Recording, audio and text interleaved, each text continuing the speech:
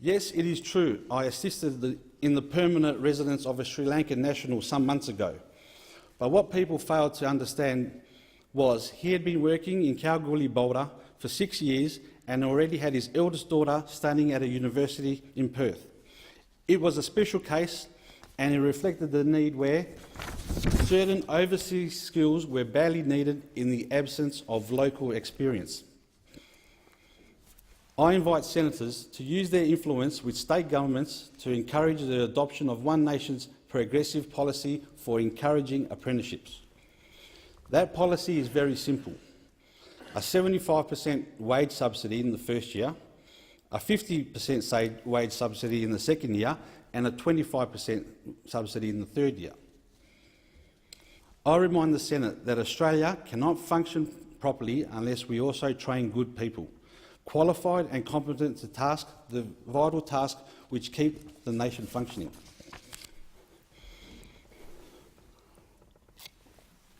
How often have you heard anyone ask, "Where can I find a good archaeologist at 8 o'clock on a Saturday night?"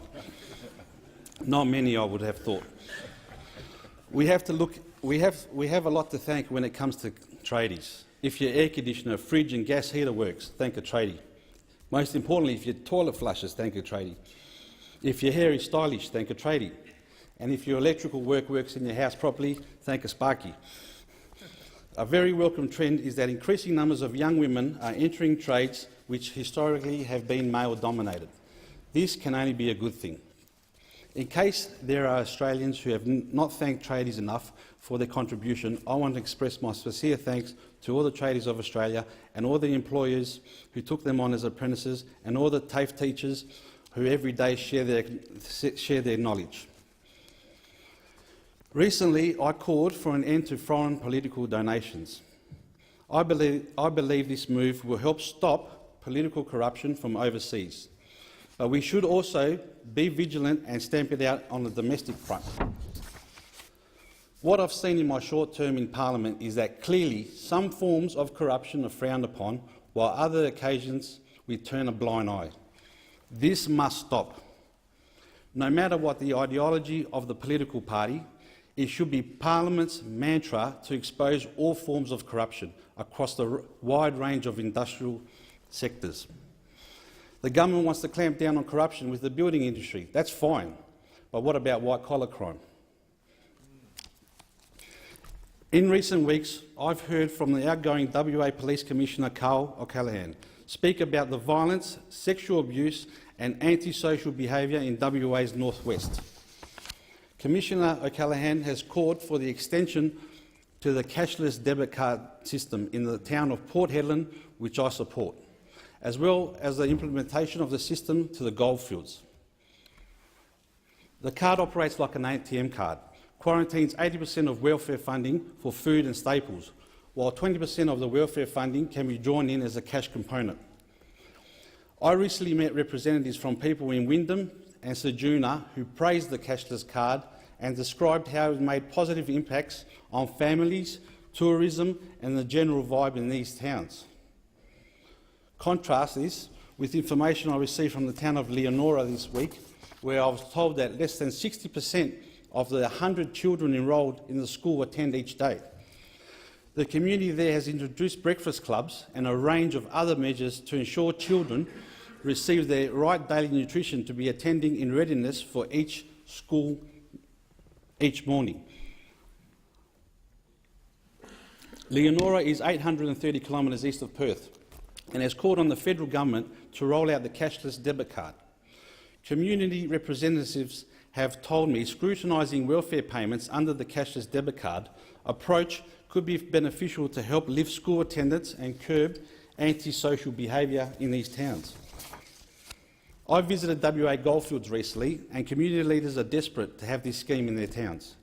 Even the local police officer in Leonora this week is taking matters into his own hands by doing the school pickup in the school bus because there's no one else in the town which has the licence to drive the vehicle.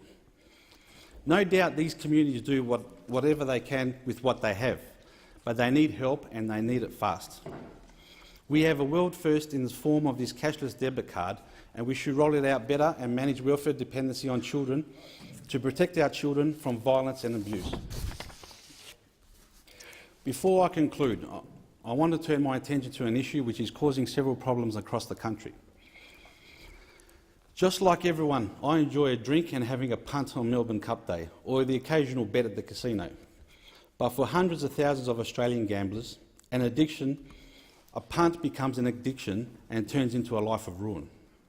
Did you know that Australians spend over $22 billion a year on gambling, and the average gambler loses $21,000 a year? The social costs and social harm are even greater. Research from the Department of Social Services shows children with parents who are problem gamblers are up to 10 times more likely to become problem gamblers themselves. And the socio-economic cost is estimated to be between $4.7 and $8.4 billion a year. Today, I am calling for the establishment of a national body to act as a one-stop shop with the aim of preventing, treating and intervening gambling harm. Such a national body could be funded with the implementation of a national wagering tax, which the South Australian government has already introduced off its own back.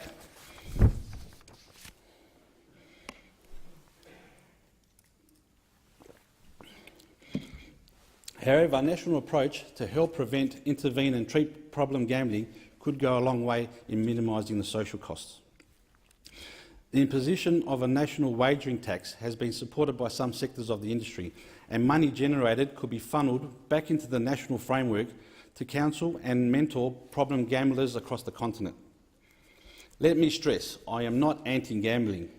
I would like to see that with all this money thrown around, it could be put to good use and under one banner.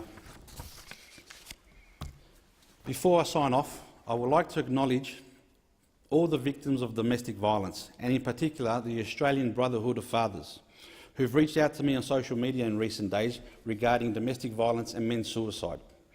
Domestic violence has no place in our society, and I'm happy to help spread the message where I can. My door is always open to help wipe out this form from our society. I shall conclude by making further reference to democracy. The Athenians invented the wonderful system of sortition by choice of public officials by lot. Sortition ensured that there would never be a political class, and each citizen was encouraged to be well informed in preparation for the possibility of holding office. The senators of one nation are not members of a political class. The Senate is a house of review, and I will work with my fellow One Nation senators to bring about constructive change that will improve the lives of ordinary Australians. We need honest, open, accountable government and policies that make this great country of ours even better. Thank you for listening to my first speech.